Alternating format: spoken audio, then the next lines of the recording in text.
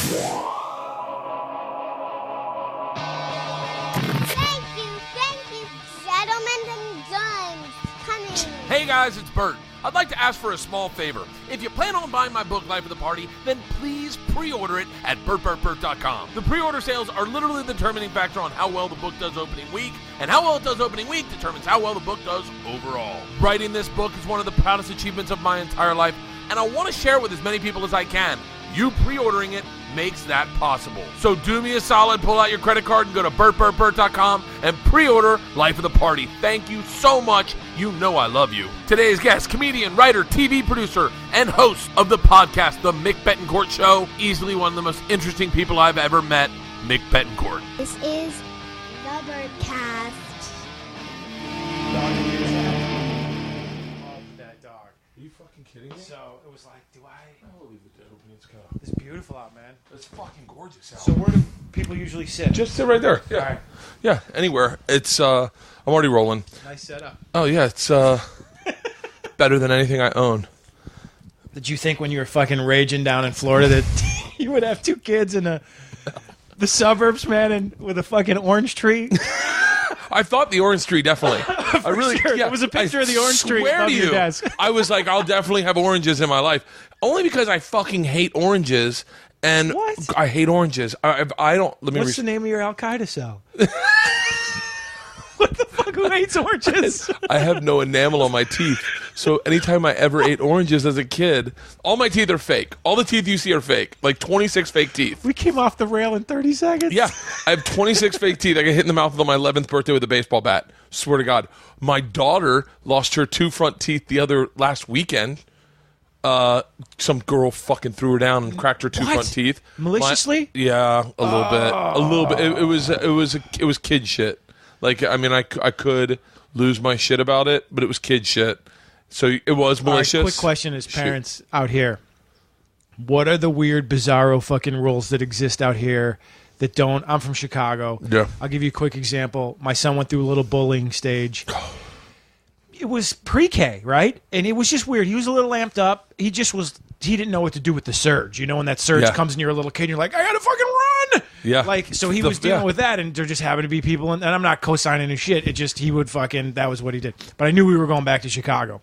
And everything out here is just, like, people can scream at you in their car, but if you hit them, they're like, you hit me! You're like, yeah, dude, you ran your mouth. I don't fucking understand what world you live in. Yeah. So my son's like, I'm like, listen, Liam, this is not how the world operates. You're in a weird bubble. This is like Edgar Allan Poe's Mask of the Red Death out here. Everyone's in a castle pretending the plague doesn't exist. I go, but we're going to Chicago.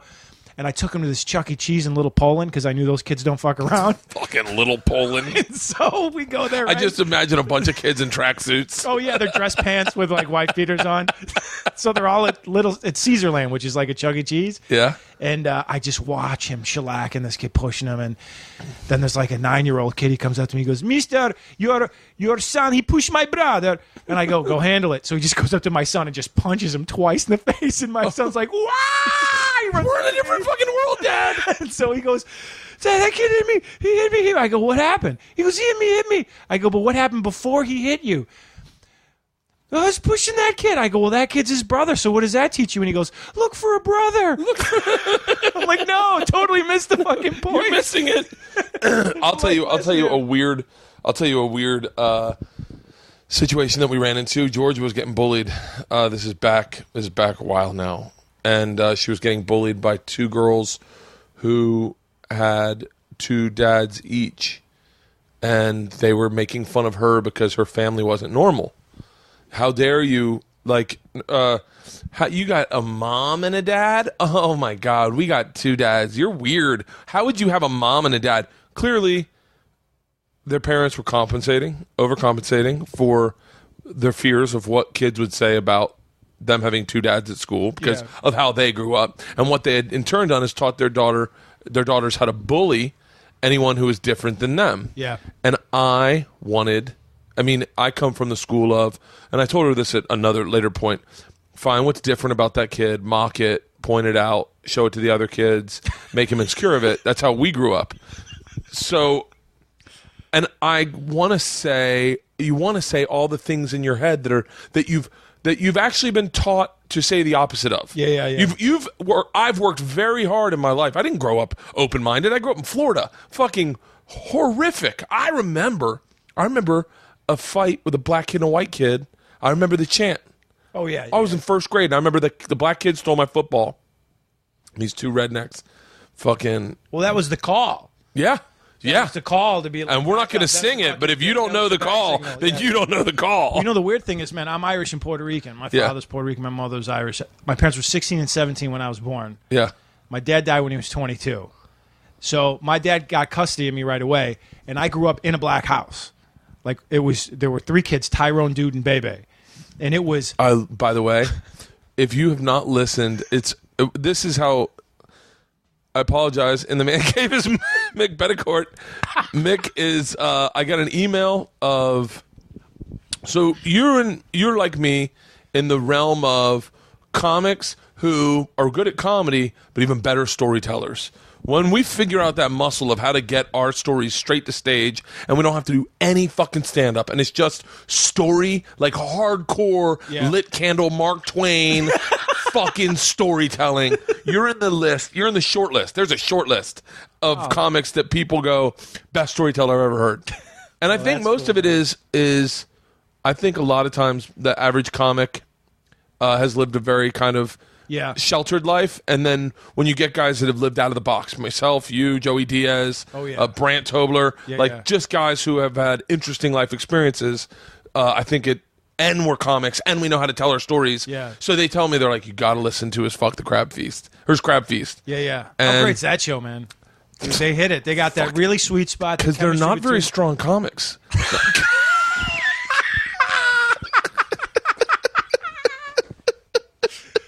You pulled that out before 9 a.m. Oh fuck! That was a fucking Jay Larson.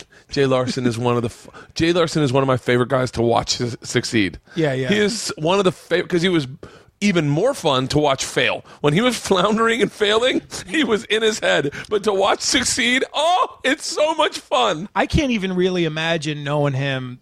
You know him better, but how long have I known him? Maybe 6 years. How frustrating that must have been, the death sets that are required to build as a comedian. You know? I had one last night, man. I did Flappers. It was only like 10 minutes, but I'm doing this thing that you're talking about. Yeah. I loved your Marin podcast, by the way, because you guys got into it a little bit about, what is stand-up now, and has it evolved? It was a great, great fucking episode. Maybe I'll listen to that. But I never listened to it. I never listened to it because I was so self-conscious. You know what? I don't listen to a ton of mine either. I take that back. I listen to all my fucking podcasts. Do you really? But Marin, I didn't. I don't listen to Marin or Rogan because I'm so self-conscious. When I'm with Joe, I really genuinely feel like I'm just stupid. And poor Joe's fucking... literally riding his bikes to school with his kids. He's like, come on, catch up. We're talking about the universe. It's going to be easy. There's a Milky Way. There's also a solar system. It's going to be fine. You're going to figure it out. So I don't listen to the ones I do with Joe or the ones I do with Marin. But any of the other ones, I literally... You really go back and listen? I'll listen to them. I enjoy them, actually. I enjoy hearing myself talk. That's why this podcast is so uninteresting. It's because all I fucking do is talk. But yeah, you're in that group, and so I go back, I listen to that Crab Feast, and I'm laying in bed, and I'm like, and there is a high standard mark that you have as a comic when you're like, when a fan goes greatest podcast ever of another podcast, you're like, I believe it, but I want to hear it, and man, oh thanks. What was it? I think the part that was that you taking a sip of milk and your mom hitting you. Oh yeah, well that's after my dad died. I want to thank David Golden, by the way, your fan and a guy that listens to my podcast, that emailed you. Yeah. And, because I had to catch up on yours as well. I wanted to really get in and listen to a wide spectrum of guests that you have, because I think that's a good benchmark of where an interviewer's at, of how they deal with different personalities. And, you said like Joe's super smart, or you get a guy, that you can't even tie down and get 3 straight words out of because they're in fucking wacky land, Yeah. But, it's crazy, the fans of podcasts, man, what they do and how invested they are in the show, which means you can't bullshit them. You can't be... There's that weird thing when you and I started, and you and I did shows, it had to be, man, 12 years ago or 11 years. Holy shit. Well, it was before you hit anything. Slamming it. It was a long fucking time ago. when Drew Carey was doing the Thursday nights at the Improv. Remember, that was the night. Yeah. Oh, yeah, I remember that totally. Fucking party in the bar, and it was like weird. That was a that crazy was the time. greatest. That was the greatest time in my stand-up because it was sold-out shows. It was. I was young, so I was hungry. Like Benson was still hanging around back then. Yeah, Not that I hung out with him. Swartzen was still. Every perched up at the bar, and if you Anthony Clark was there every single fucking night. And they would be like, "Hey, you want to do a set?" And the room, like they were poured down the hallway. I mean, you couldn't even get into the room, and you're like, "What?" God damn. That was a crazy time. That really was. And Drew Carey was the nicest fucking guy. Couldn't have been nice. Remember, he was dating that stripper. Remember, he would pull up in the BMW. I remember he had a heart attack, like right around that time. And I used to see he had a heart attack. I think probably that's when he started the weight loss and everything. Yeah, he started the weight loss, and I'd see him walking up on Mulholland all the time in like a big safari hat, and I'd be like, "Crazy man coming here." Like it still blows me away. Like I'll be on set, and I'm like, "How the fuck did this happen?" Like I really wanted it, and I did a lot of work, but like you always felt coming here that this thing existed, and that like everyone knew the rules, and that shit just happened, and you might get a crumb, but. And take the crumb and season the shit out of that crumb and make it delicious. But like fucking, I've been working that crumb for fucking 5 years. It's like crazy. I feel like. Can I tell you what I feel like? I feel like this is gonna sound, but this is my own self-diagnosis of. I don't. I'm not a big fan. I'm very critical of me. I'm very critical of me in two ways. Number one, I'm so critical that the other day I get off stage and I go, that was kind of a weak set, and then I'm like. And then I go, that's how I pat myself on the back. I go, that's the nod to a good comic is when you're critical. And I go, yeah, well, a good comic is critical and then fixes it. I'm just critical and go, well, that one didn't work. Try doing it again the same way tomorrow. But I'm so self-critical that even when I do get a small bit of success, I start shitting on it and going, well, yeah, but I lucked into this, or like I didn't earn it the way the other guys did. Even I don't know. Like I can never just sit back and go, like I'm here. Like I don't have that brain. Did you see that thing was floating around on Twitter? Shit, in like the last 2 days, like the worst thing that you can say is like I've arrived, or like finally it's that place of being. That weird. By the way, I've totally said that. Have you really? Oh, I said that. Like you looked in the mirror this morning. That's it. Your morning affirmation. My buddy, my buddy Eddie used to have a joke where this guy was the funniest fucking guy that will never do stand up, that you'll never. And by the way, nowadays it's so politically incorrect when you hang out with him, the things he says. But back 12 years ago it was fine. 15 years ago, it was run of the mill. He would, you know what he would do? He would always type in the address to where he was in the navigation system in his car, and whenever he'd get in the car, he'd go, I want to tell you something super important about your career, and then he'd hit enter and go, you have arrived. And so that became our joke. Well, cut to. Were you sober when he hit that, or did he wait till you were super high? Because if you're super high and you hit that joke, your brain might explode. Eddie was one of the and he would be like, his other thing was he would always get off the phone at a bar and put it down and yell, I got the part. And people would fucking cheer and buy him shots. I got the part. And then if he ever saw someone that didn't look like they were having a gig, it looked like someone didn't get the part. Like, that was his. So he. Oh my God. He's a really interesting guy. I wrote a chapter about him in my book. He mockingly kidnapped 2 girls one time. Yeah, he's an interesting fucking guy. So, what was I saying? People frown on that. I had an ICM. It was all in fun back in college when you could kidnap people. And people didn't know they could press charges and send you to jail. I rushed a fraternity that I didn't want to. I'm not a fraternity guy. You know, it was like the Animal House fraternity. And there were 14 people that rushed the fraternity. 13 people got kicked out of the university, out of my pledge class. The 14th would have, but he was a super rich guy that was like dialed in and threw serious money to keep his kid in. And then 3 people died, like within the next 3 years. What fraternity? SAE. Oh, you seem like you would have been a great asset to a fraternity. Any guy who had any real set of life experiences walked into this fraternity system and was like, oh, this is dialed in to make fucking money. Like those guys would roll in and be like, I can deal weed to these guys. Well, there was fund. no Greek row or whatever. I guess some campuses have housing that's specifically designated for that. Like this was just the social chair's apartment.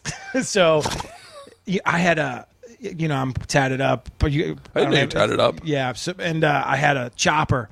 This is way before choppers were like American Chopper had not arrived yet. So I had this thing. It was like I actually sawed my exhaust pipes in half because I'm not a mechanical guy, and I'm like, this will make it louder. Like it was just horrible. It was just like pop, pop, pop, just horrible. And so I'm on the beach, and I think I was like going to tour schools, right? So first, I got a full ride to University of Chicago, like on a writing thing. So they sent me down there, and they're like, "You're gonna go. You're gonna visit the campus. You're gonna stay with these kids." Writing thing, a writing scholarship, writing and teaching. So I was gonna teach writing.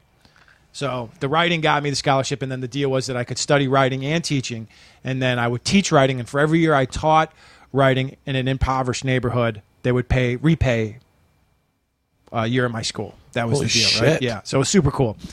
Wait, how did you get into writing? Oh, listen to this, man. I was first off, when I was my dad died. I come out of the ghetto, right? We were talking about racism earlier. So my mom. So wait, you need to give for anyone on this podcast that's never heard you, you need to give a little bit of a backstory, only because I don't want you to tell everything. Here's what I want you to tell. Your mom, your dad. I'll fill it in, and you tell me. And I'll tell you what I'd like to hear, only for the people that know. Yeah. So your mom and dad marry when they're very young. Your mom married. Hot teen fucking in the back of a car. Baby arrives. Do you know what kind of car it was? Yeah, it was a Buick. You remember the big one? It wasn't a Riv, but it had that big bubble back window like a Riv in the front end that was like 40 feet long. It was red, dark red. You need to buy one of those cars. I think I was conceived in a bug. So they don't get married. They split up. Your mom goes back with her family, which is Irish. And your dad takes off with his family, lives with his mom. And I live in a neighborhood called Humble Park, which is a Puerto Rican ghetto. And the blacks and the Puerto Ricans do not get along. And we live with a black family. And you don't even look remotely Puerto Rican. I look pretty white. Pretty white. Pretty white's an understatement. But Betancourt's my last name, and Betancourt's like Smith in Puerto Rico. Oh, really? My grandfather spoke no English. And he lived upstairs. And this is the weird part. So my grandmother lived in I don't really know where my grandfather lived. His address is actually on my dad's death certificate. But he would just show up and sit in the living room and like sip oil cans of Schlitz. And I'd like try to talk to him, and he'd just be like, and I'm like, okay. And like my grandma didn't speak Puerto Rican. So they had 3 kids, and they couldn't talk to each other. That's the power of Puerto Rican cock, Bert. That sounds like the closing arguments of a defense case. That's the power of Puerto Rican cock. Your Honor. I rest my case. That was it. So like it was all weird, man. It was all fucking weird. But your dad died at a young age. Yeah. I think there was heroin involved with his sister, correct? Sister, yeah. And then your dad just died. Did your dad overdose? Or? No, he got electrocuted on the 3rd rail on the subway. He was in the morgue for 3 days before anyone even thought. When I say ghetto, man, I don't mean like, look at the Mystical video. Let's watch 106th and Park. I mean, I'm talking hood shit, like fucking knives pulled because who's going to drink the last of the pickle juice? Like hardcore shit. And because I couldn't speak Puerto Rican, because I look so white, there was a choice made, like, do not, because like you said, 15 years ago, I'm 39, I'm be 40 in April. Like, it was not Chicago still is not a very racially sensitive town. So it was like, listen, man, don't give him an accent. Just let him fucking be white and get on with his life. And so I hung out with the black kids. So I was like Steve Martin and the Jerk. Like, I'm like, what? I'm not black? Like, I was fucking shocked. What the fuck? Like, I talked like a little black kid because I hung out with Tyrone, Dude, and Bebe. That was my crew. That's right. And then when your dad passed, you get moved to your mom's. Yeah. Your introduction to your mom is... by the way, first off, my uncle comes. Your uncle picks you up. Your uncle saves your life. He does, in more ways than one. And it's so tragic, man, because I love this guy, but the whole Irish side of the family is so fucking like that Irish that we all know that is so boisterous and over the top. It just like you're held hostage by it. You're like, these are the best people. Oh my God, look at this. And then you're like, why are they hitting me now? Yeah. Where's my wallet? That guy's got his dick in my girlfriend's mouth. This is a horrible party. Like, but it always, you're like, they were like a roving band of fucking lunatics, man. Like, my mom ultimately got arrested for robbing a bank. My grandfather did 7 years of a 15-year sentence for armed robbery. My other uncle got murdered on Austin and the Eisenhower. My other uncle, just the one that saved my life, man, his brain just started to eat itself from the inside out. Like, it was just crazy watching people just fucking go down, man.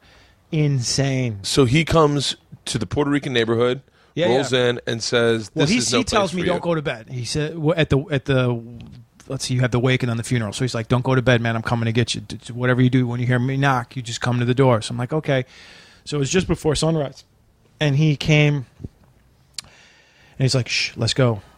And so we're starting to walk out, and my dad's good sister, who was going to school, she was going to nursing school, she had her shit together, she was trying to get out.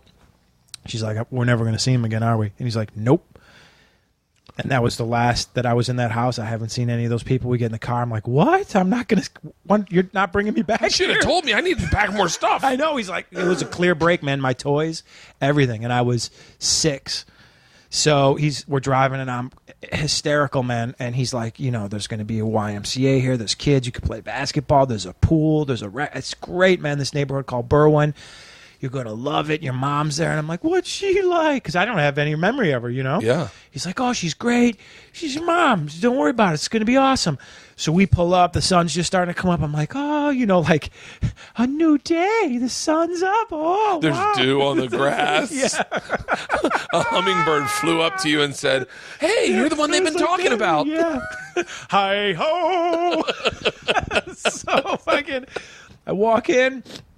It was a 2-flat. My mom lived on the first floor, and it was this weird thing, man, where my uncle opens the door, and there's this woman. She's like 4 foot nothing, red hair, covered in freckles, and she's looking. It was like all of a sudden the mood it was like the music when they play when Vader come, bam, bam, bam, and we're just this weird thing, and I'm like, and I was hungry. I need breakfast, so I just pop her fridge open, and I pull a quart of milk out, and I just pop it open, no glass. I just start chugging it, and it was sour and curdled, and I'm like, and I just spit it on the floor, and by the time I look up, she had cocked her fist back and just fucking dropped me straight right on the button.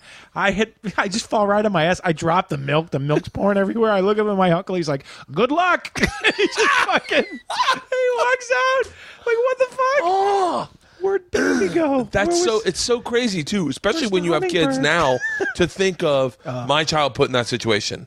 That's all I thought of the whole time. As I was like, that's Isla. Like, how would Isla bounce back? She'd never bounce back.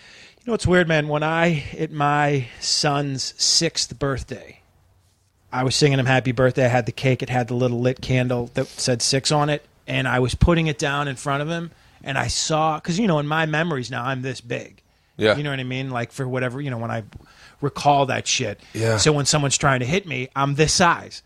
And the story is always much different than it was back then, because I get to read, my mind tries. But it's weird when I felt my brain literally click, and then it was like a pin got pulled out of my throat. I had to excuse myself and go in the other room. I started shaking and sobbing. Holy because shit. I'm like, look at how little. I couldn't have been that little. There's no way I was that little. He's a tiny kid. Yeah. That's not what 6 looks like, Because I'd seen 6-year-olds, but they weren't in my house. It wasn't like I was studying, No, yeah, what yeah, his yeah, age yeah. is. All of a sudden it was where I lived, and it was outside of me. You know what I mean? So for like 6 months, man, I'm like, I would get these waves of like intense recall and like emotions. So I had to go see a shrink, and I'm like, hey man, listen, let me preface with, I think you're full of shit, and everything you're going to tell me is horse shit. Yeah. He's like, oh, this is good. It was just really tough for me to go, because I had lived through all this shit, so I thought my survivor skills were on point. And he's like, you got PTSD, man. And I'm like, hold on, man. My cousin is Special Forces. He's on his 5th tour in Afghanistan right now. If anyone's getting fucking PSD, Yeah. I go, you mean to tell me, and my cousin's like my brother. I go, I got to tell him I'm the one with PTSD. He's like, I should be visiting you in prison right now. He's like, from what you just told me. So it's very surreal, man, to look back over all of this shit. And I only share that because, like on my podcast, you've heard it, like, I think things that make great comedy there has to be some dramatic stakes in that. Real ones, you know what I mean? Or not, tragedy's a fucking too dramatic word, but you know what I mean? Like, I want some oomph. Like, when I first heard Pryor and he started talking about people overdosing and that pain, and then he made it funny. Well, even before that, the Honeymooners, when they were just broke and they had no money and they thought they were going to get evicted, and he's like, I'm telling you, and he's screaming, and I'm laughing. I'm like, why am I laughing? Because my mom screams and my uncle screams and everyone screams, but no one laughs. Oh, you can make that funny? Like, that blew the fucking doors off for me, man. Of like, wow, that kid. Because Fatty Falls Down, that's funny to me. I get it. I like the Three Stooges, super funny. All of the Looney Tunes shit, big physical gags. I don't want to say that Melissa McCarthy is Fatty Falls Down, but man, that woman has my fucking button. Everything she does is fucking funny, and I do not know if it would be as funny if she was a perfect 10 model, but the flaw in her I connect with. Well, there's a vulnerability there, too. I connect with that vulnerability, and I love everything she does, and I didn't mean, hopefully Melissa McCarthy's well at a point where anything like that, she understands what I'm talking about, but I'm sure she is. Yeah. But you're right, and I do think you and I are big guys, right? And we've been bigger. You've cut down, right? Yeah. So I've cut down too. But when I was the biggest that I did, I play the hand I'm dealt, and I was huge, big, physical, comic, broad. Fatty Falls Down, because that was my tool. I couldn't be Skinny Guy Falls Down because I was a fat motherfucker. So when I fell down, it was even funnier. Like when I was doing Second City back in Chicago and just shooting short shit. It's like, let's fucking do this, man. Yeah. Because it's funny. Yeah. It's fucking funny. I find my favorite stuff, though, is vulnerability. Yeah. Like, I love, and it's interesting. It's interesting from a storytelling perspective. I have no real attachment to the storyline of a story. I have an attachment to the reveal of a story. So, like, I have a great story that I've told before about meeting Whitney Houston. But the reveal is at the end. And the whole lead-in, she is just a black chick. But if my wife tells a story, right off the bat, she's like, did you hear the story about meeting Whitney Houston? And so she tips the hat way too quick. Yeah. I'm obsessed with the ins and outs of storytelling and how they apply to, like, entertainment. And I would love to take it to the next level and just do a storytelling story of really great stories. I remember Steve Garbarino was this writer that wrote for like Us or something. When we were kids, he wrote for like The Village Voice. I don't know what it was, but I remember him telling scary stories about living in Philadelphia. And we were in high school. We were at the age where we were all go sneak out at night to smoke pot, and we would not smoke pot to sit and listen to him tell stories. Wow. And he had the greatest. He'd create a character, and the character got rich. Yeah. And it's like, I look back at that, and I'm like, God, that's fucking. But no, wait, how did you get into writing? So you move in with your mom. You're that's when your grandfather lives upstairs. Yeah. Your mom's dad, right? Yeah. And well, after a while, I can't live with my mom because she's an alcoholic. So like, she would take me out drinking with her. So I'd be, it'd be 4 a.m, and I'm ordering Manhattans for her and me. And I'm driving home. And then you're rolling into school the next day. Rolling into school, man. It was crazy. So I just moved upstairs with my grandfather. Then he died. And so no one claimed me in this apartment. I just stayed in this apartment by myself. And I got a job at a restaurant so I could eat. And then I enrolled myself in high school. And then so for about 1.5 years, I just lived on my own. And through this whole time, man, I had always read great books and was always writing, partially because of my uncle. My uncle was a very, like, a studious guy, and he would be like, you got to read Mark Twain. You got to read Hemingway. You got to read Cheever. You know what I mean? Like, you got to read Catch-22. So really, like, a large part of my success is from his influence of exposing me to all that stuff. And just like you, man, look, making people laugh, I was that guy, man. And I was a class clown, and I loved making people laugh. But I didn't understand what a comedian was at that point in my life. I didn't understand that you could even do that was a thing. It was just so beyond my scope. I'm like, must eat. You know what I mean? Yeah. But what I could do is go to the library and take out a book and have a spiral notebook next to it, and I would literally write out the first sentence of, say, The Great Gatsby, and I would write it out, and I'd look. I almost want to say I know that sentence because that sentence defined me. It was something about at the age of 30, I had to decide whether or not to stop lying to myself. Yeah. Because I remember at 30, I was like, Great Gatsby is my life right now. Yeah. This is where I need to go. What am I going to do? Nick Carraway in the middle of it all, man. Yeah.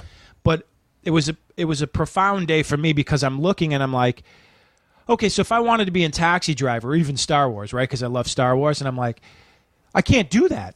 Like, I can't be Luke Skywalker. But I literally just wrote the first sentence of an F. Scott Fitzgerald novel. Like, I did the exact same thing he did. Yeah. Now, that's really fascinating. You know, so I'm like, look at that. Like, and you can't take it away from me, because when I say I'm poor, man, I'm saying as 13 I would stand in the corner and beg for money. Like, it wasn't like, ooh, I'm a fish fan and I just want to see what it's like to live off the land, but I can always, like, no, there was no fucking food, man. You know what I mean? Like, that was it. So I found a little watercolor set and I'd paint in the numbers, and I'd go find out where old ladies hung out, like by the Tasty Freeze and shit, and I'd try to sell it to them for $1. Like, I was on a grind to eat, like, brass tack, fundamental shit. And I'm like, look at this. Like, you, whatever it is, you can't take this away from me. Like, I could have nothing, and you could give me a pen and a piece of paper, and I can write, Mars is cold today, and now I'm on Mars. Yeah. Or I could be like, it's crazy at the White House right now, and now I'm in the Capitol. Like, whatever I want to do on this piece of paper, I can do. And there's nothing to stop me. Whereas if you and I wanted to do a play, we need actors, a stage, a script. If we're going to improvise, we need more than one of us. Stand-up, didn't even know about that yet. But I did know if I put pen to paper, I can go anywhere that I want and have, like you said, these characters do whatever the fuck they wanted. It just blew me away. It just blew me away, the power of that, you know? I just realized I'm going to get a text from my editor, Yaniv, and he's going to be like, hey, can you hook me up with Mick next time he's in New York? And right now, Yaniv's going, I know, right? Congrats, man, on doing that, because a lot of people talk about writing a book, and 99.9%. It's the same thing with people that are like, I'm going to move to LA and be a comic. I'm going to lose weight. Same thing. You just got to do it, man. And you have to let it be fucking horrible.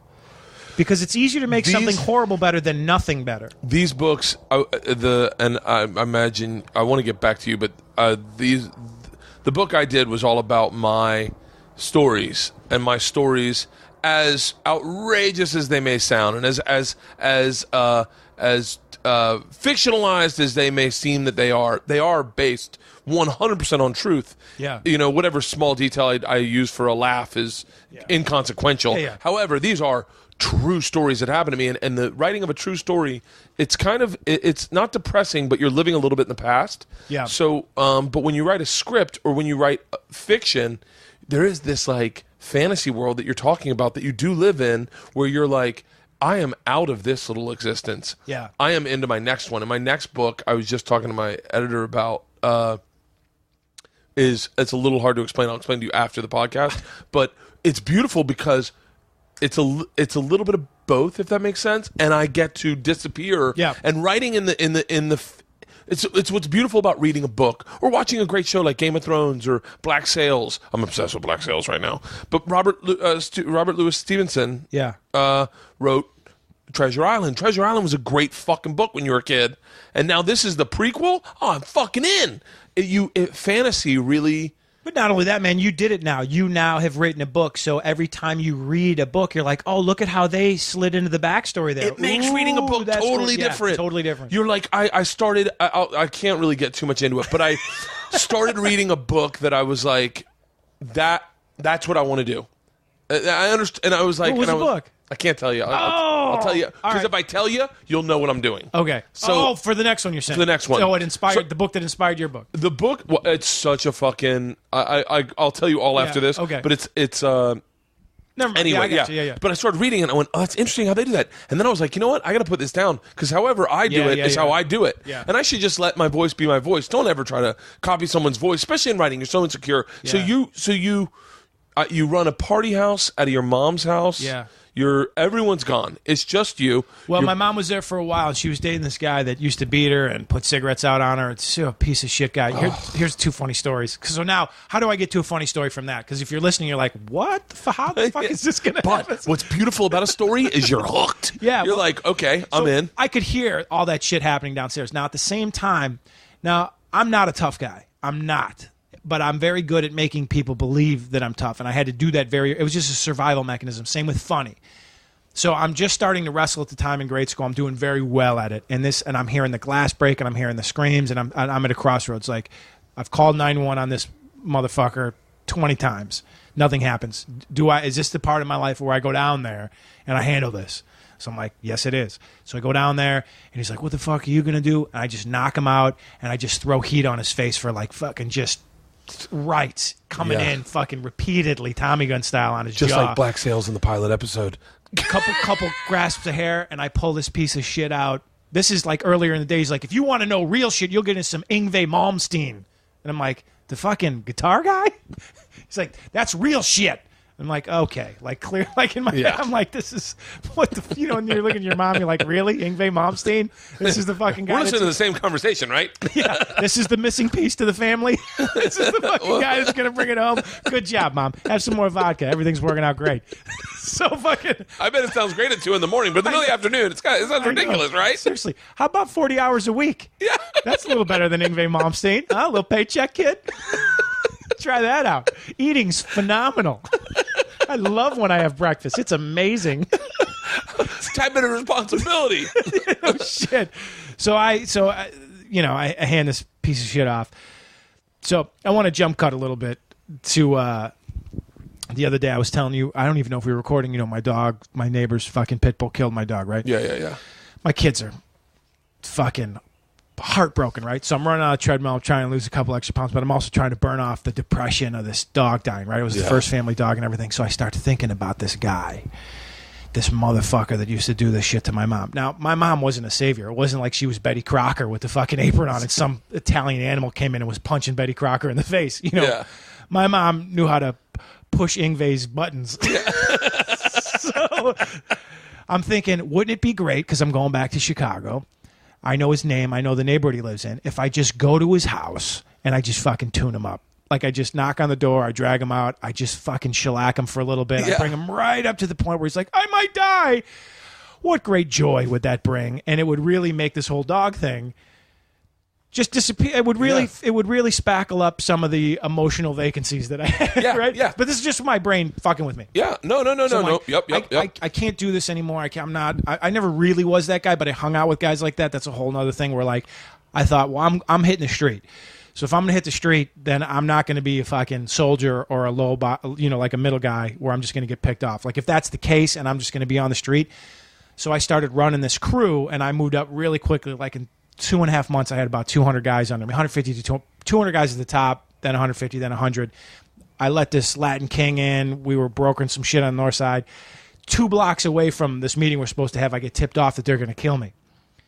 So that was I got tipped to the hit. They were going to kill me and throw me into the Belmont Rock. So I was like, fuck, this is not the life for me. I'm going to go back. So I'm just giving you an idea that I'm not that guy. You know what I mean? I swam in those waters. I knew the psychopaths. I knew the real tough guys. I was close to them. They were my friends, if you could ever be friends with those guys. And I realized that's not who I am.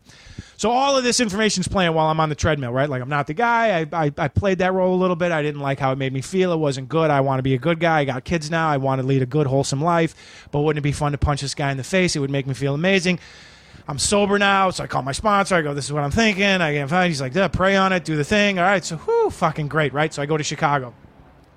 I go to a Blackhawks game with a friend of mine who's a cop. 6'4", animal, fucking 6-time super heavyweight champion, boxing for the CPD. We're sitting there and I'm telling him the whole thing. This guy peed and fucking cigarettes, a thing, whole thing, just like I just told you. And I'm like, so I'm just happy I'm not going to do it. He's like, what the fuck? You tell me this whole story? We're not. He goes, I got a gorilla mask and an old man mask in the trunk of my fucking car right now. He goes, we're going. I'm calling it in. We're going to fucking go get this guy. And I'm like, you're a cop, motherfucker. You're supposed to be like, good job. I got a gorilla mask and an old man mask in the trunk of my car for just the occasion. Oh, yeah. He's like, I'm like, you're supposed to give me an attaboy. You're not supposed to be like, I got clubs in the trunk. Yeah. Let's go to beating. I'm like, no. So for the whole next week, he's taking pictures of homicide scenes that he's at, texting me going, hey, just found Pete. I'm like, no, I don't want to. It's so weird, man. When you go back home, it's like there's no, like how we started the conversation. It's that thing in the town where it's like, listen, we got to go somewhere. We're going to go do something. And we can't talk about it now. We can never talk about it again. The guy's like, who's driving? Like, I was literally just telling a friend of mine that was a cop, like, man, I'm just so excited I'm doing the right thing here. He's like, we'll taser his balls. Yeah. It'll be amazing. Yeah. I'm like, no. Beat him with a phone book, man. They can never see the bruises. Like, it's all internal. That's not what I want to do, man. I had to take my kid for ice cream tomorrow. I can't have fucking blood on my knuckles. What's wrong with you? Crazy. When did you get sober? 12 years ago. Almost 12 years ago. April will be 12 years. Like booze? Right around, dude, when you and I were... I swear to God, I don't remember what the material is, but I clearly remember watching you do a set at the Hollywood Improv. It's crazy. So wait, were you just booze, or were you partying with other stuff? It was more, yeah. I mean, gin and here's what I would do. I'd get a pint glass of Bombay Sapphire and tonic with 2 limes. It had to be in a pint glass, and a shot of tequila. So I would guzzle half the pint glass, do the shot of tequila, and then guzzle the other half, and then smoke a cigarette. And while I was smoking the cigarette, I'd order another round. And I was smoking like 3 packs of Marlboro Reds a day. Holy shit! So I was drinking about a bottle of Bombay and a bottle of tequila a day. And then cocaine a little bit towards the end, but I never really cocaine always scared me. Yeah. Because I saw it immediately get the worst out of people. And also, like, I never fully caught a Jones, but it started like circling me to where, like, when I would drink, it'd be like, you should fucking get cocaine right now. And the shit I saw people do for what would be like a $30 bag. It's just to extend your night by 3 hours. That's all it's doing. It's No, just I keeping you up. would drink usually for 2 or 3 days. Those were Really? my runs. Yeah, like there was Holy I was shit. yeah, I wasn't like get drunk and then go to bed guy. Like, you know, listening to like your stories, like my shit was I'd always felt like, first off, I'm never going to live to 30. That's just a fucking given. Because my dad died when he was 22. Every adult I saw was miserable. You know, just around me. That was just a fact. So I'm like, if being an adult's fucking miserable, well, then I'm never going to become an adult. And I'm going to ride this shit like reading books like On the Road and all the beat poets. I'm like, I'm going to run this shit till the wheels come off. And then that's it. I'll check out at 30, and who gives a fuck? This is pre-kids, pre-really understanding what the fuck's going on. God, if I had a nickel for every time in my life I just pulled an all-nighter and drank into the next day, and I just know that I took a couple months off my ticker that night, where you just, like, parties in Soho where you're like, this is what life's about. Yeah. And now I'm sitting on the trampoline with my girls as they jump around me going, I'm getting chest pains. I know. Well, it's so funny, man. You can't really... The whole point of my podcast is to get honest talk like this without being cute about it or self-serving, particularly for young people and old people, man, to be like, look, it's never too late to just start doing the right thing. And by the right thing, I'm not telling you what's right or wrong. I'm just saying I didn't know the joy of watching kids jump on a trampoline. I had denied myself that because I was a selfish prick, thinking, oh, I know, instead of just opening myself up to what might be the right thing. Because if I knew what the right thing was, I would just go, oh, this is the right thing, and I'll do it. I'll put it in perspective this way. There's also the time where you're doing the right thing but still doing the wrong thing. Like, I didn't know the joys that a kid could bring you just watching him play in the backyard. But in that picture, I have an open bottle of wine. I'm not shitting on booze. I still drink. Yeah. But, like, this is going to sound so pathetic, but I just got to the place where I can go to bed by myself now. Like, I can lay down on a bed and fall asleep, and I don't need to pass out. Like, that was by the way, that's 2 weeks ago. 3 weeks ago, I just learned how to do that. I'm 41 years old, and I just got to a place where I was like, I'm just exhausted from having to open up a bottle of wine at dinner and have a couple glasses of wine in order to be able to get myself in bed, because the crazy talk starts happening then. And I start fighting with people, and I start defending myself to no one, to me. I start attacking myself. Then I have dreams that people are attacking me, but it's just me attacking me. So I Being sober, man, was a real... I had to do it for pure functionality. Like, I was going to die. I've been with the same woman now for 20 years, maybe 21. So, for the first 9 of that, I was drunk, but now I'm in sober time. So, I owe it to her. The reason why I say that is I got these fundamental, like, living tools that I never got in the house that I grew up in. And it's funny that you say, like, you have all these conversations. Like, my first sponsor said, never have a conversation with someone who's not in the room. Oh, fuck, I wish I could do that. And I thought, well, how do I do that? You know what I mean? Because I'm like, that's whenever I'm alone. I did that all last night. Yeah. All and last he's like, night. you just got to get into the habit and the practice of realizing what's happening and then just stopping that conversation. But how do you prepare yourself for the time when you do run into that person and you need to win the argument? I know, exactly. So all of these weird mental, but I was on this hamster wheel that I had no idea how to get off of. And I'll bet, and this is the real beauty of podcasting and why I love it so much, is like, there was some guy that's listening right now, or woman, that was like, probably had some shame or some anxiety or worry that they were not going to bed like you just talked about. And you were just like, because it came from your heart and it was in the moment. And you're like, 2 weeks ago, and I'm 41, I just learned how to do this. That's the cool thing about podcasting, because there's no bullshit happening between you and me right now. Yeah. So someone else is listening going, fuck, I thought I was like the only one. Like, I'm 40 and I can't do this. Am I a fucking idiot? No. Yeah. You know? I was. I mean, this is not my program anymore, but it sounds horrific now that I say this out loud. But my plan was party on the road, Monday night party because I flew in, I drank and I partied Monday on the plane, and then I drink Monday night, open a bottle of wine Monday night. Never would I just try to go to bed Monday night because I had figured I had drinks on the plane. I need to have a few drinks to wrap that around. Send me into Tuesday. Tuesday I take a Xanax at 4 o'clock, and then at 4 o'clock I would start falling asleep around 8, and then I could and then here's the whole key to that. I wanted the Xanax to wear off by the next day so that I was awake and present the next day. So I would compromise actual awake time with my family so that I could be awake the next day. But that's Wednesday. I'm leaving Wednesday night usually to go do the road. So then I drank Wednesday night. And so it was like this weird. And then I got home. I don't know. I got home from a trip and I just was like, I need to really like deal with this and just go to bed. Just lay in bed and go to bed. And it was like, I mean, fucking crazy. But I got to the place where Monday night, I came in, I drank on the plane Monday, went right to bed Monday night. Oh, wow. Laid in bed, went to bed last night, fought all night, and I'll go to bed tonight. But that's a big deal. Now my next one is learning how to go to sleep on the road. It's tough, man. It's super tough. I can't imagine. You know, I can do it with my Trip Flip crew. Like, I'm good with them because they're 11 people. Yeah. So it's like you're in a band. So, but when you're by yourself on the road, I'm in Syracuse this weekend. Oh, fuck me. It's tough, man.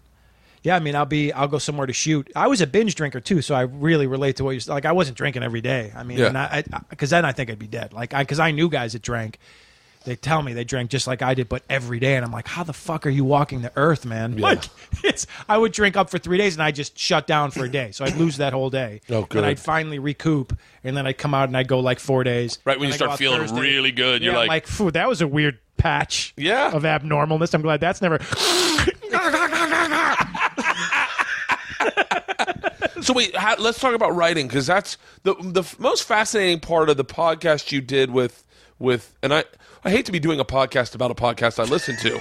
However, it's that good. I don't know what episode it is, but it is one of the top rated Crab Feast podcasts. It's like right up on top. Cool. I think I'm number 2. So, but you got into stand up, and then you got into like genuine writing for television. Yeah, what happened was. And it's crazy, man, because we came up at the exact same time with all the same moves in comedy. So, like, we started when single camera comedies hadn't even really come out yet. Yeah. So all of the comedies, like, I did Montreal Comedy Festival in 2003 with Brett Ernst, John Caparulo, like, really some great cats, you know? Yeah. And we killed it in Comedy Central and NBC Late Friday. I did all that shit when I first moved here. And, like, but all the comedies were like, you suck. No, you suck. Laugh track. And then you had to, like, hold the take. So you had to just like freeze your face. So like when I went in to do that, I just couldn't do it. Like I couldn't figure it out. You know what I mean? Like, and same with commercials. Like they'd be like, you should go in for commercials. You got a great face and and so I'd go to commercials and they'd be like, all right, go ahead and action. Domino's is amazing. Yeah. It was like, so over the top. I remember doing a joke. I remember doing an audition that I was like, there's no way I'll get this. I'm not right for this. And I just thought, you know what, I'm going to try something out. And I remember what was working, what was selling at the time was the skinny neighbor, younger brother who wore the waffle underneath and the t-shirt on top, and he would just come and go, well, I don't even know, man. Yeah. Like, what the fuck? Like, it was so over the top energy that no one really behaved like that. And I remember going in and doing an audition like that. She was like, oh my God, that was amazing. That's the part. And I was like, she's going to ask me to dial it back. She goes, can you give it more energy? And I was like, I'm fucking out of this. There was no actual acting. There was no real connecting with another person. And then it was Family Circus. It was like a Sunday funny. So I'm in the midst of this, and I'm like, none of this makes me feel good. And I got a 1-year. I mean, we're dirt poor out here, and I'm like, what am I gonna like? I'm trying to play the game. I don't really understand it. I'm doing sets at night that are fucking, standing ovation, half stand. Am I reinventing the wheel? No, I was more performing than material. You know what I mean? Like it was big, but it was all sizzle, not a lot of steak. I just wasn't there yet as a comic, but I was still having fun. You know what I mean? Yeah. So then I go to do this other stuff, and I'm like, so I'm in this commercial audition, man, and I'm like, they're bringing 5 guys in at a time, and I'm at the breaking point where I'm like, none of this makes sense. None of this makes me feel good. I don't, even if I get this, like, am I going to be miserable? Is the money going to erase how fucking miserable I am? And right now, anyone listening, you got to understand I'll tell you what I connect with what you're saying is there's no attachment to the character you're portraying to these people. Like, you're just doing. It's like, imagine it is the equivalent of blackface. It is, you just feel dirty because you're doing these auditions and your energy is so high. No one behaves like that. It is, dude, your mom bought Adele. It is that character, not to shit on that guy. And I would rather, and was working the worst jobs ever to try to get something creatively satisfying. So Yeah. I didn't want to work the worst jobs ever to then do this thing that you're talking about, to be so not satisfied for money. And, you know, maybe it was the right thing, maybe it wasn't. I don't know. That's just who I was and what I felt at that moment. So Yeah. I'm in this audition, and it's the creative directors from the ad agency, the guy from Sears, the casting director. They're bringing 5 guys in at a time. They got a stool with a gold-wrapped present on it, and then another stool that's got like a little boombox on it. And at this point, they were like, the last 3 auditions I had for commercials, they're like, you write the ad. Whatever comes to you, just however you. And I'm like, you're not even going to fucking write the ad? Like, I'm going to come in and then make shit up and do everything? Like, Live what Cereal. the fuck? Live Cereal. I booked a Live Cereal commercial, and he's like, can you find a good ending for us? Yeah, I'm like, so they're making the speech, and they're like, here's the deal. This was 3 months before Christmas, so they're getting ready to shoot the Christmas spots. So they're like, all right, you walk in and you see the present. Now, you're all tremendously talented comedians. I want you to pick the box up. We're going to play a little music, do some physical comedy with it. Guess what it is? It has to be something from Sears, and it has to be something that's amazing and brings true joy to your heart, and then set the box down and throw a tag to the camera. So the first guy goes, I'm number 2, and I'm like, fucking shoot me. Like, and then there's this voice in my head, right? We all have it. This voice in my head goes, burn this to the ground. And I'm like, what's that crazy voice in my head? Like, I have a son at home. We can't even buy Similac formula and have both my wife and I eat. Like, this would be an amazing opportunity. At least we could pay off all of our, burn it to the ground. Torch it. So the guy picks up the box and he's like, honey, is this a Makita saw? The very thing I've been looking for. I love Sears. Fuck. The guy hits play, Bert, on the fucking boombox. It's the fucking Benny Hill song. And so the guy's like, oh, and he's like bobbling the box, and he's like, I don't want to drop my saw. Oh my God, And I'm so he about to sets fucking throw up. He sets it down, and he's like, I love Sears. Like, that's like how cheesy his tag was. And everyone's like, oh, really good. And the other guys have to look at each other like, fucking great actor. Really good. They're like high-fiving him as he walks to the back of the line. So like, all right, Mick, you're next. So I go, okay. I slate Mick Betancourt. Really happy for the opportunity, guys. Here we go. Let's do this. So I pick up the box, and they go, and I hold the box, and I look into the camera, and I go, hey, Mandy, it's Mick. I'm just sending you this little video message. I've got this present here. It's a Yadro figurine of a young couple holding hands, and cussed over the hands of the couple is a 2-carat pure diamond engagement ring from De Beers that I bought you, and I was going to propose to you this Christmas Eve until I found out you were fucking Tom, you filthy fucking whore. And I kicked the box, and it goes flying over their fucking heads, and they're like, whoa, cut, what are you doing? And then the guy from Sears goes, the Sears product can't make you sad. Yeah. And I'm like, what? So I go, you know what? I'm sorry. And like the guys next to me are like, what the fuck just happened? So I go, all right, it was a little out of the box. It was a little big. As we all know, I think it's easier to bring it down than it is to take it up. Yeah. I said, I just took it. Sometimes you take creative risks. They don't pay off. Clearly, this is an example of that. I go, let me take it from the top, guys. And I really feel like I understand where this needs to go. And I really feel like I'm going to bring it home for Sears right now. So like, Jesus Christ. Okay, fine. One more take. Way down. And I'm like, all right, here we go. Pick the box up. And I go, man, you fucking whore. I swear to God. And I kick the box again. And I just fucking walk out. And I call my commercial agent. She's like, how do you go? It was between you and 5 guys for the national spot. I go, you know what? I think I think you're going to get a call today. I think you're really going to get a call. Stay by the phone. I don't know how it's going to go. But yeah. I had a commercial where we had to eat a Carl's Jr. $6 burger. in 30 seconds. That was the commercial. They'll be going in there like, there's just a stack of burgers. There's a stack of fucking burgers. Like, grab a burger. You're fucking cold now. And go. And I was like, fucking seriously? And I was like, and I was on a diet at the time, and I was like, this is not a great, this is like 12,000 calories of an audition. But I did it. I fucking killed it. I couldn't get it in 30 seconds, though. And they're like, we can edit it together and speed it up. I was like, no, I'm going to fucking choke. You know, I've done some of the worst fucking jobs on earth. It just felt so hypocritical to come all the way out here and then travel across the country and camp out. I did the whole cheesy, lived in my car for a little bit. I sofa surfed for 6 months before my wife came out because I just didn't have money to have us both live out here. Yeah. And like, it just felt fucking dirty to do that, man, to like make the thing that I was going after, you know, tarnished like that. But to answer your question, man, so I started going out as an actor for dramas because I just couldn't get in. It was like double dutch. I just couldn't find the timing for those half-hour 3 cameras. And so I started booking roles in dramatic TV. Yeah. Pilots. I did a thing on CSI Miami. So I booked this Bruckheimer pilot, and I play one of the bad guys in it.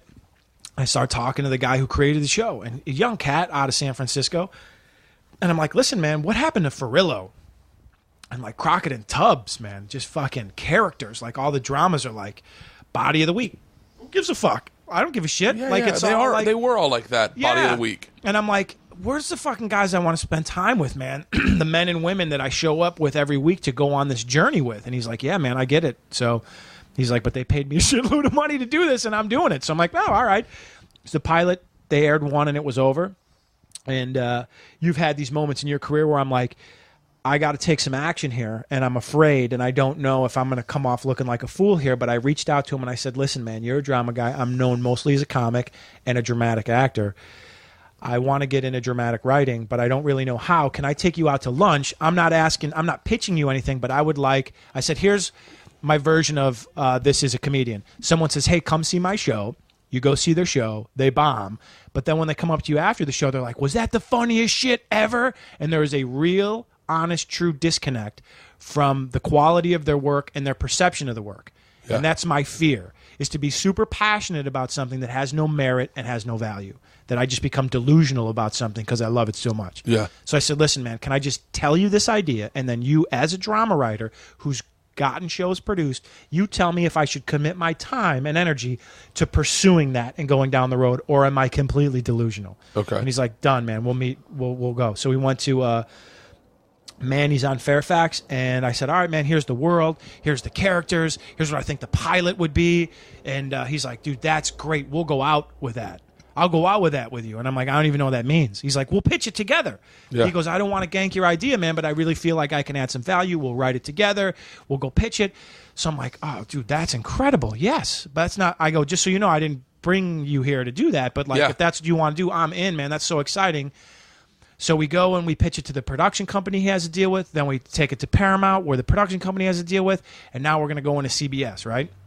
I've never pitched anything. I pitched comedies, but not like... I can't imagine. I would love to pitch a serious thing, because in a comedy pitch, you are dependent on how it goes in the room. Yeah. Like in a serious one, it's just got to be... It's like playing music. Which is so like tragic and unfortunate for the comics, like to have to go in. It's like you can murder in a nightclub, and they want you to walk into a room with 2 people that haven't had their coffee and then murder them.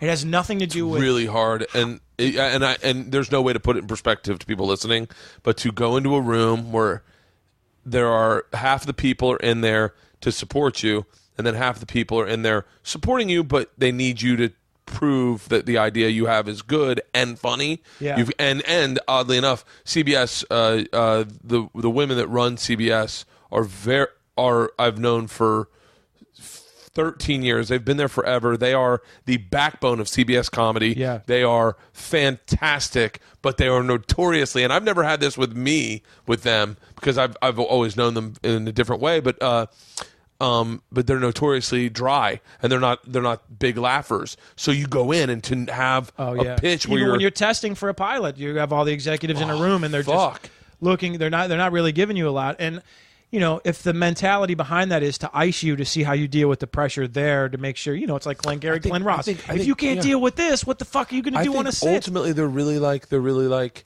it's not funny.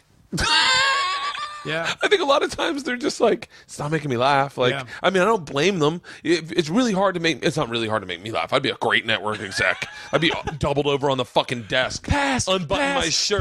This kid's genius. We're making everything. So you go in and you pitch? So, well, first off, at this point, this is a cheesy Hollywood story, man. We're about a week from having to go home. My son's 2, all credit cards maxed out. I'm a week from having to make the call. Did you move out here with your son already born? No, he was born out here. Okay. So it was we're living in Sherman Oaks adjacent, which we all know is Van Nuys. Yeah. I'm at Sepulveda and Magnolia in like this crazy fucking building.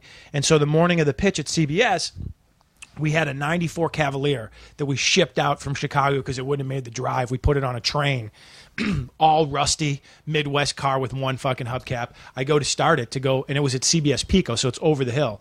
No gas. So I'm like, and literally when I say no money left, no money left. So there was no credit cards, there was no cash. It was over. It was over.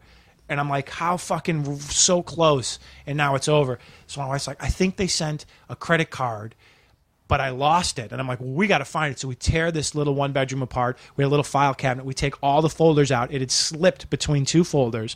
Call the 800 number on the back. The lady's like, we sent that out 2 years ago. I'm like, total emergency. I need $30 on this thing. She's like, you got $30 and that's it. And it's at like 29% interest. I'm like, I don't give a shit. I need $30 right now for gas in my car to go to a job interview. She's like, all right, you got it.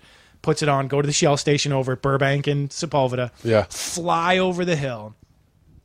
It's all the people from CBS you're talking about, the people from Paramount, the people from Scott Free, Ridley and Tony Scott's production company. We're sitting in there. Me and this kid Vince are pitching the show. And they're like, okay, thanks. I'm like, all right. So we're waiting by the elevator, and David Zucker goes, you know what? Let me go back in and just check and see if they need anything and just follow up on the pitch. So he goes in, and I'm talking to Vince. I'm like, how do you think it goes? How do you think it went? He's like, it's all right. So I'm like, cool. So David comes back and goes, hey, congratulations. And I'm like, oh, they liked it? He's like, oh, no, they bought it. So I'm like, all right, that's cool. I'm like chewing the inside of my cheek because, when you go in and pitch something, you negotiate how much it's going to be before you go in. Yep, and there are many times where you're waiting in the lobby and your meeting's at 3 and it's 3:15 because the business affairs hasn't greenlit the deal. That happened to me. Because they don't want to get excited about something and then have to negotiate it, and they lose the power in that. So I knew what I was going to get. It was $130,000 divided by 2 for this pilot. I didn't have gas money to get to the pitch. So I'm trying to not even think about that dollar number or what it would do to my life at that time with a kid. I'm like, I just got to make this about this story and servicing this, right? It's and not to, once again, and I know everyone knows what it's like, but when you're in Hollywood, those are life preservers. Like that is, I remember those moments where you're driving to an audition and you're like, I need this to get things. I need this to make everyone happy. Yeah. There's a lot on my fucking shoulders today, more than just this fucking audition. Yeah, I know that. At this point in time, I was working at Starbucks, and I was eating. We would write down the broken muffins. You just write them off, and they'd go to throw them out. I would eat those. My wife was working at a hotel, so she would eat there, and then I was making $220 every 2 weeks, and that was going towards Similac baby formula. Yeah. So I was eating muffins. My wife was eating hotel cafeteria food that they would give her. You guys were using Similac? You are Puerto Rican. Yeah, exactly. Pounding it. So maybe my son wasn't even. He had to be younger because he was on baby formula. Yeah. So anyway, so I'm chewing the inside of my cheek like, you got to act like this is normal and that this didn't just fucking literally save your life. And so I'm like, all right, cool. That's great, guys. Good job. Looking forward to following up on what's next. And so I ran to Farmers Market because I knew they had payphones in the back because my cell phone had been turned off months before because I didn't have any money. And so I call collect to my wife and just start sobbing like, they bought it. Like I couldn't even entertain the idea that they could buy it in the room. I didn't even know. I thought there was a whole other set of things that were going to happen. And it changed my life, man, because one, that put my foot in the door for writing. But two, for people that are just listening, you're thinking, man, that is an exorbitant amount of money. And it is. But my cut of that, $65,000, half of that goes to taxes, 10% goes to my agent, 15% goes to my manager, 5% goes to my lawyer. So I wound up with about 20, 21,000 Yeah. of that. So, which was still phenomenal. I took 10 of that and I just chopped down some bills right away, and we had 11,000 to live on. So imagine making 11,000 a year, because that's what I made for the whole next year. They didn't shoot the pilot. I wrote it. I co-wrote it with a guy. It was my first foot in the door for dramatic writing. And they're like, we're not going to make it, but good job, guys. And I didn't work for a whole year after that trying to get job as a writer, but because I co-wrote it with him, I needed to write an original piece of work. Yeah. So I told my agent, she goes, well, this is a very edgy script, so you should write like edgy cop shows. So I go, okay. I go, well, what's an edgy cop show? Because, when you have kids, you don't watch television. Everything's on the kid. So she goes, The Shield. The Shield's edgy show. So I go, okay. So I go to Fry's and I buy the DVDs of The Shield, and I start watching them, and I'm like, fuck, how would I even write something like this? So it showed bonus features, and then it said, in the writer's room. So I go, cha-ching! I start watching it. It's Sean Ryan, but behind him is a corkboard, and it said, like, episode 301, and then it said teaser, act 1, act 2, and then it had index cards underneath it. So I go, holy shit. So I freeze framed it. I walked up to the TV and I'm like, that's an episode. So I took a legal pad and I wrote out, I made that like that was the corkboard, and I made as many squares as were on his board. Mm-hmm. I filled each one of those squares with a story idea that I would want. I just watched the last episode of the season and wrote what I thought would be the episode after that. Wrote that, gave that to her. She sent that out. It would be almost like your audition, not your audition reel, but like a set. When it's a comedian, you film a set and you send that out, and that's kind of like your calling card. Yeah. Well, you write a spec script, and that's your calling card as a writer. I got hired on Law & Order SVU from that script. Really? Yeah. So they were hiring writers. They were hiring staff writers. They read that script. They really liked it. And how the process works is first they will read you, and then if they like your writing, they'll bring you in to meet and possibly be a part of the show. But a writing room is very much like a casting thing, because they want a diverse writer's room to bring a lot of different points of view, so that they're kind of covering a lot of bases. And can you sit in a room for 12 hours a day and not bogart the whole room? Do you have the personality to? But that's all the little nuances that I had no idea that was. And then I worked on that show for 3 years, and that was the first shut up first time that was my foot in the door. And then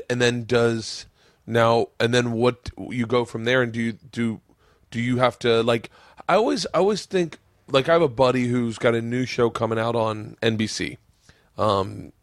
It's about the blind dad. I forget the name of it. Growing Up Fisher. Yeah. Or it's DJ Nash. Okay. I was a comic. I started with him. The first pilot I ever did at CBS was with him. It was his. And with the blind dad was Elliot Gould this time. But I always just assume that once you get in the door, you got to get kicked out. Is that true? No, because we went on strike. Oh, fuck. And what a shit dick thing for them to do to you. I was there like 6 months, and we went on strike. And then when the strike ended, we came back, and there was a Dartmouth lawyer to my left and a Brown lawyer to my right. And those guys got let go, and I just stared at my office door of, like, if those guys are getting let go. So I don't know what the rhyme or reason. I mean, those were way out of my pay grade at the time. Yeah. But, like, I know guys that haven't worked since the strike, like producers from The Wire, like really? Legit, like world-class shows. Like, I don't know why it is that I've continued to work, but, I don't know. Like, the longest that I've been off of work since Law & Order SVU, minus the time that we were off for the strike, has been about 4 months. So I've done Black Donnelly's, Law & Order SVU, Detroit 187, Breakout Kings, Mob Doctor, Chicago Fire. I thought Mob Doctor was going to be fucking huge. I know. I thought that was going to be fucking huge. I love those kinds. That is my dad. Right now, my dad will end up listening to this and he'll be like, buddy, there's a lot of questions you got to ask him. I mean, these are really great shows. This is what I watch. When we went back to Mob Doctor, it was the first time I worked in Chicago on anything. The stage was a mile from where I used to panhandle on the corner. Really? I mean, every day I would like have to excuse myself, and I would get teary-eyed because it was just sheer joy and gratitude. The first day of shooting, we were in an empty lot next to the prison that my mother was in when my mom robbed a bank. Yeah. Where she served time. I know. Like, tell that story. Yes. You want me to tell it? Yeah, please. All right. So, by the way, I find I find so many parts. What time do you have to get out of here? What time is it now? It is 9:45. Yeah, we're good. I can be a little late. Okay. What are you working on now? Chicago Fire. Really? Yeah. That shoots in Chicago.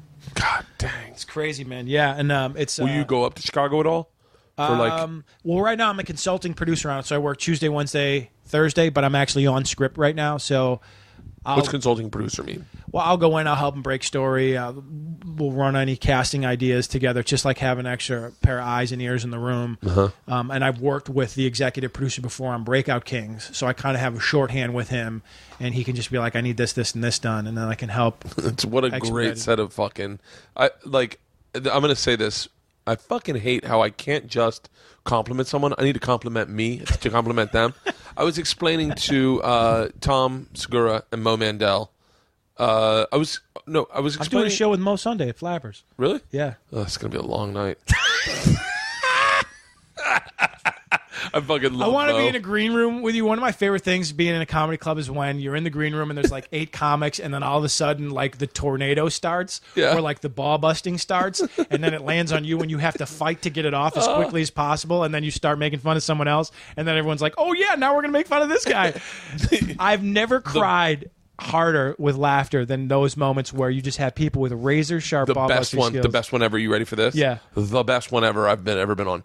We did a show called Reality Bites Back. I did it with Mo, Chris Fairbanks, Donnell Rollins, Red Grant, me, Theo Vaughn, Amy Schumer, Kyle Cease. What?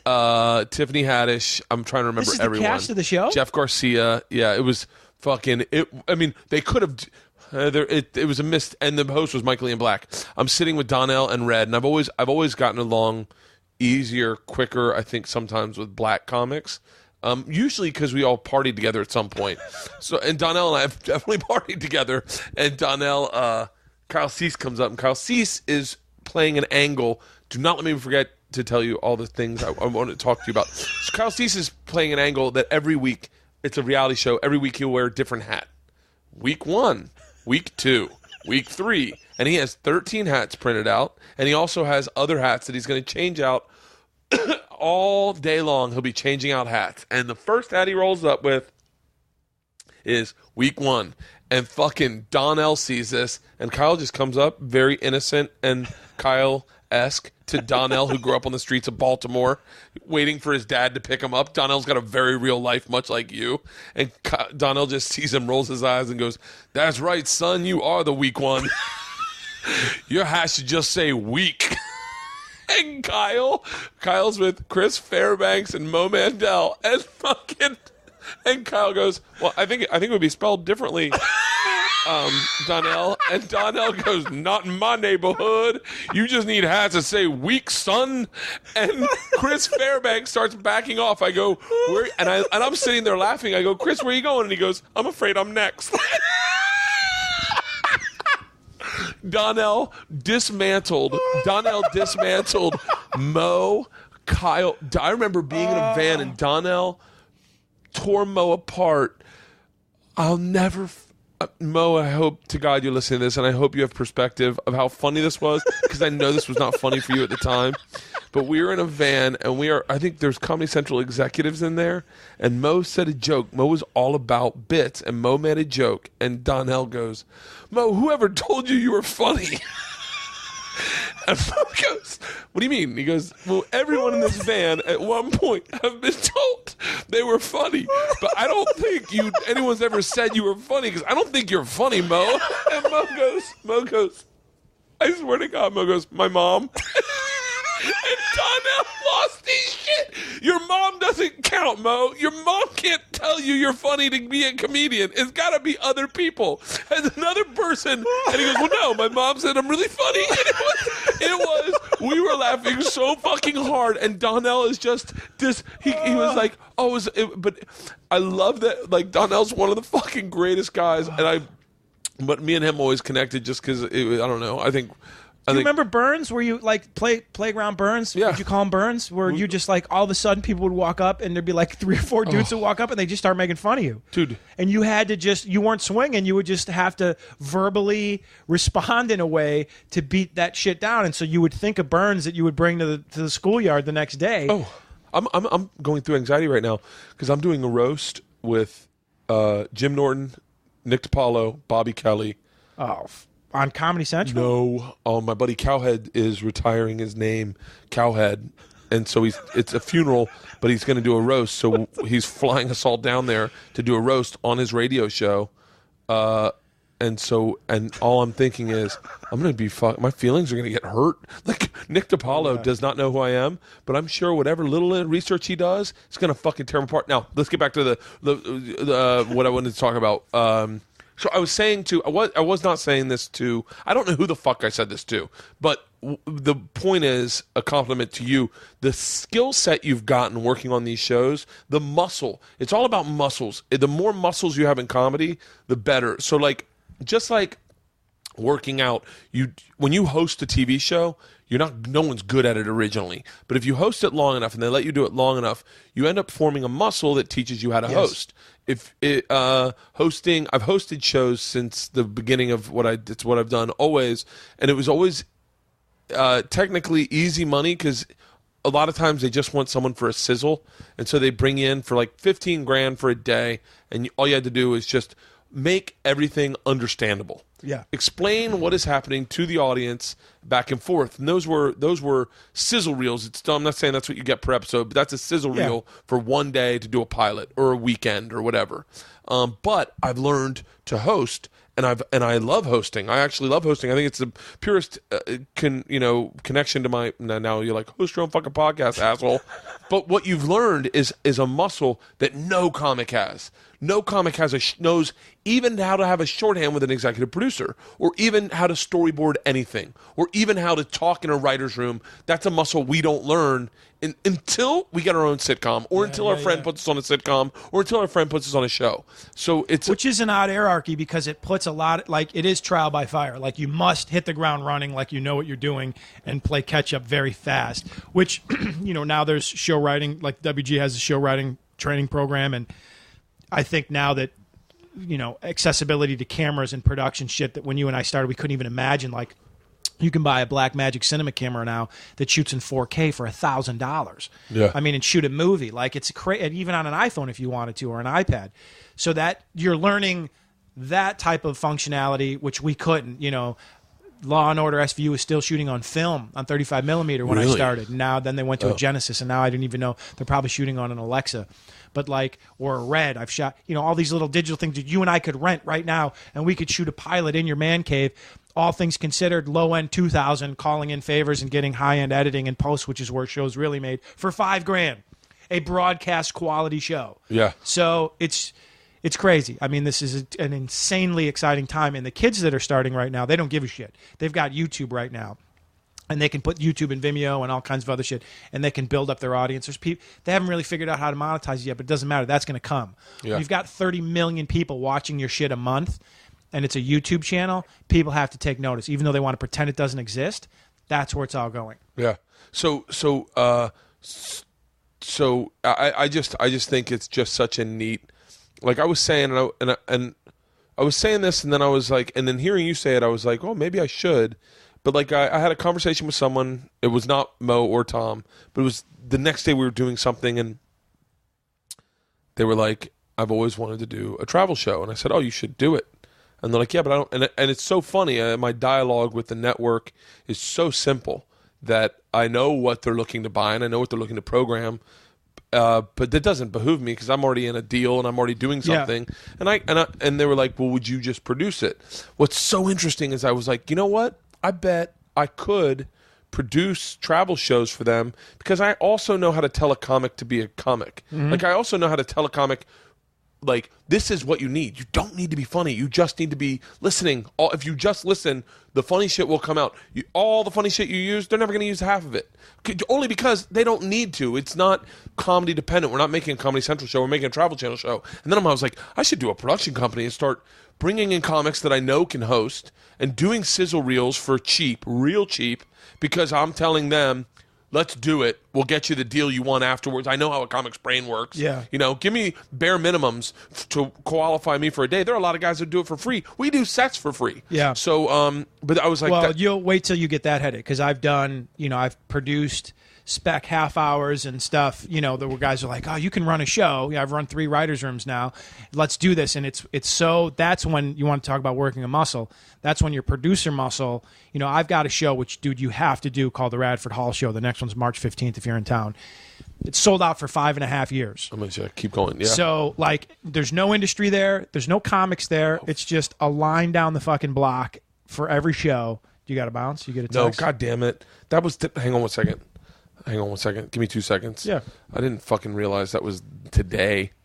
Oh, you get a little reminder? No, I'm fucking...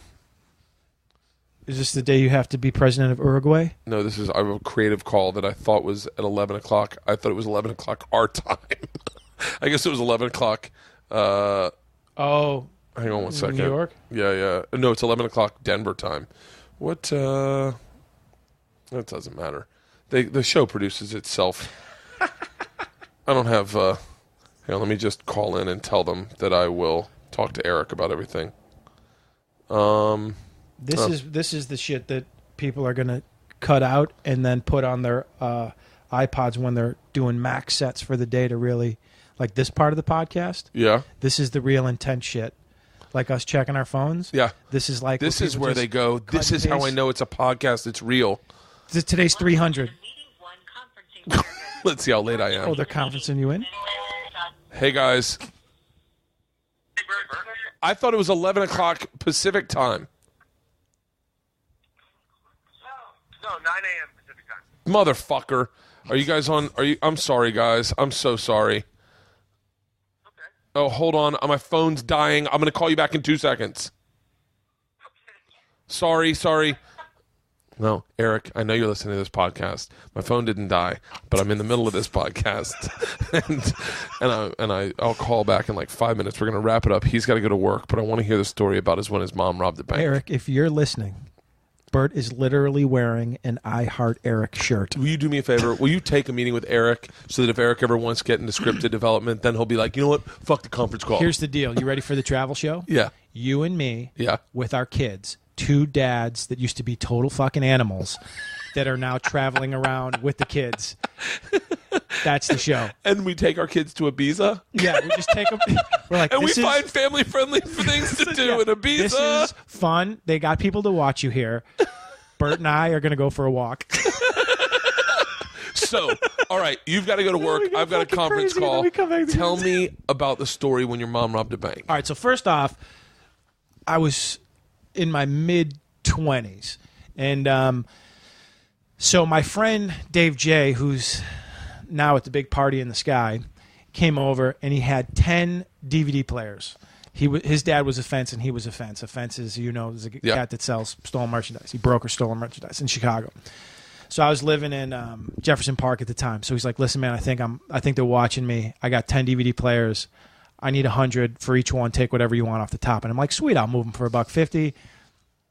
Free money that I did not expect. Yeah. So I'm living in a garden apartment at the time, and I stack them against my wall in the living room, right? I'm not shitting you. I sit down, knock on the door. I think it's him. I think he left some in the apartment. I open it up. FBI. Open the fucking door. I'm like, motherfucker, I'm going down for these goddamn DVD players. I had them 5 fucking minutes. So I open the door and I don't let him in. I'm just standing there. I'm like, hey, what's going on with you guys? And they're like, where were you today? Well, no, they go, where were you this morning? I go, I was at work, Home Depot. I delivery driver over there. Really? Can you prove that? I go, yeah. This time card is on camera, everything. They go, well, all right, because your mom robbed Forest Park Federal Bank this morning. And I go, oh, Jesus, thank God. They're like, what? And I'm like, nothing. It's like, fucking... This isn't about DVD players. Look at me like, what the fuck is wrong with this kid? And I'm like, no, that's the whole, yeah, well, fucking, she loves the vodka, so I don't know. I got nothing. I have no idea. You can go check Home Depot, Niles, whole thing, fucking, whatever. Just close the door. Phone rings. My uncle, my mom's brother's like, yeah, your mom robbed the bank this morning. Total fucking shitstorm. So here's what happened. My mom troubled. My mom never lived an easy day in her entire fucking life, man. Every day was a goddamn burden. Why do Just I a think she fucking looks like Tanya Harding struggle. for some reason? Almost, yeah. Oh, shut up. Red-haired, yeah. Yeah. Pretty good call, man. Good call. And so anyway, what happened is this is right around the time where like you could still have like long distance was a separate bill, local call was a separate bill. On your internet, if you went over a certain amount of time, you got billed. Like, you know what I mean? So she met this cat named Vinny Valero online, and they started having a romance online, and she would talk to Vinny. Vinny was from Florida. They talk on the phone. And so my mom's drinking. She's not working. The bills are stacking up. Her ability to just live life is... So she starts fantasizing about what life would be like with Vinny in Florida. So she's like, fuck it, I'm going to hit a bank, take the money, and I won't even go back to my apartment. I just drive straight to Florida. So she goes in and she robs the bank with a note saying, I'm being held hostage. And unless, I think she asked for $3,500. Like, it wasn't even a lot of money. Jesus Christ. So she goes and she hits the bank, and she parks 2 blocks away. It's all fucked up. She didn't even throw the blinkers on. Like, just, it was a mess. She's running down the street, the wig's half cocked, fucking glasses falling off her face. Just a mess. She's got a mustache on. Time to see, yeah, Groucho Marx got an operation. So she gets to her car, black Caprices everywhere. They hook her up. They take her downtown to the MCC. So it's all fuck odd, you know what I mean? But it's my mom, so we that's just the way that it is. Like, she would carry around a Derringer with her, and she'd pull it out, and cops would arrest her for pulling guns. I mean, so it wasn't like super far-fetched, but this was it had started to escalate. So Vinny calls my uncle. Now, my uncle and my mom don't really get along really well, and my uncle can be a fucking legit hardcore motherfucker. So Yeah. Vinny's calling, and he goes, listen, I love your sister. Obviously, she's got some problems. And my uncle's like, you think? She fucking robbed a bank today. What the fuck's wrong with you? Yeah, she's got problems. And Vinny goes, well, listen, I got something to say. And my uncle's like, you're hemming and hawing, kid. Like, my spider senses are tinkling. Something's up with you, and you either tell me what it is or I find out. Either way, we're going to know what it is. And Vinny goes, all right, well, listen. And hopefully you can tell your sister this. But I'm actually a woman. And my uncle's like, what did you just say? And she goes, yeah, I posed as a guy online, but I'm really a woman, and I never really had the heart to tell your... My uncle's like... And then Vinny goes, do you think she's going to be mad? Oh, she robbed the fucking bank! It's just like... My uncle's like, you know how like when some people say, oh, she's going to kill you? Yeah. She's literally going to kill you. She's going to get out of prison, and she's going to find you, and then she's going to take your life. But my uncle's like, oh, I'll tell her. So he goes down to the MCC downtown in Chicago and tells my mom, hey, by the way, just so you know, Vinny is a woman. Oh, and so my mom just nods her head, leaves, makes a shank, and then just the next morning just starts stabbing any Italian she can find. Oh, shut the Gah, gah, gah, causes a riot in the prison. They got to shackle her up and transfer her out to another prison. Where do you think they transfer her to? Please say fucking Florida. Florida. Are you shitting me? Yes. So now she goes into Florida. Who do you think's 45 minutes away from the prison? Vinny Favorito. Vinny motherfucking Valero. Oh, I'm thinking Vinny Favorito. Vinny Favorito. He's a comic. Vinny Favorito shows up. And Vinny Valero's there. It's like, 2 Vinnies. This is weird. Hey. What's up with the Mick? Where's Horse Shack? Let's make it a party. So, at first, my mom won't see her. Yeah. But then my mom's in prison. She's not going anywhere. So she's like, fuck it. I got a visitor. No one from Chicago's flying down to see me. Starts seeing Vinny. And then my mom gets out. She does her halfway time in Chicago. Second, they take the bracelet off. Down to Florida. Spent the last 11 years with Vinny, man. It's a love story. It's the fucking craziest love story. Fuck. How about that, man? That is... Hey, we got to do this again, man. Yeah, man, for sure. I fucking could talk to you for hours. And we ping-ponged around, I think, because it's so early in the morning, man. I think we just hopscotch, but Yeah. it was a real blast hanging out, man. This is fucking great. We should do morning podcasts. I'm telling you, let's do the travel show. Yeah, I'm in Rio for 2 weeks. Dude, how crazy is that? I'm in Rio for 2 weeks starting next week, but then I'm back. I'm home all March. Let's do this again in March. 15th at the Radford show. I want to check my phone. That's what distracted this whole thing. Yeah. I want to check my phone. I think I'm in Chicago March 15th, oddly enough. Dude, if you're in Chicago, I'm going to set you up. Where are you playing, Zanies? No, Schaumburg. Sure, Schaumburg. Can you get down into the city? Yeah. All right. You want to go into the dunk tank?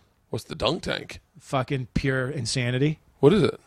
I'm just saying, I could hook you up. That's my town, man. It'd be like if I was going. I'm in Chicago March 15th. Are you? Yeah. All right. I'll have some guys come pick you up, and if you want to do some fucking Bert Kreischer insanity in Chicago, I'll make it happen. All right. I'm calling into this conference call. I'm going to pretend I'm on. Hang on. This is how, Eric, I apologize once again. I know you're listening to this, and I know you're like, Bert. Can I promo the podcast? What? Is that cool? Do you do like little promos at the end of the show? What do you mean? I just want to let people know I do a podcast called The Mick Betancourt Show. Please. Promote it. Yeah. It's it drops every Monday. You can find it on iTunes or Stitcher. It's called The Mick Betancourt Show. That's Mick, and the last name is Betancourt. And my Twitter handle is @Mick Betancourt. If you leave a 5-star written review, you will sign. I email me at The Mick Betancourt Show at whoops, sorry. Hey guys, I'm here. Sorry. Hey, Bert. Hey, okay, keep going. Sorry, my phone's ready. Okay, go. Keep going. So you can email me do a 5-star written review. Email me at themickbetancourtshow@gmail.com, and I'll mail you out a free show shirt as my sign of gratitude. We're all whispering because Bert's on a conference call. It's a great podcast. There's about 40 people on this conference call. I don't know if you can hear. Check them out. We're going to do one in March. We're going to do a morning podcast again. Yeah. That sounds great. All right. This is the craziest shit I've ever seen. Thank you, Mick. I appreciate it. All right, Bert.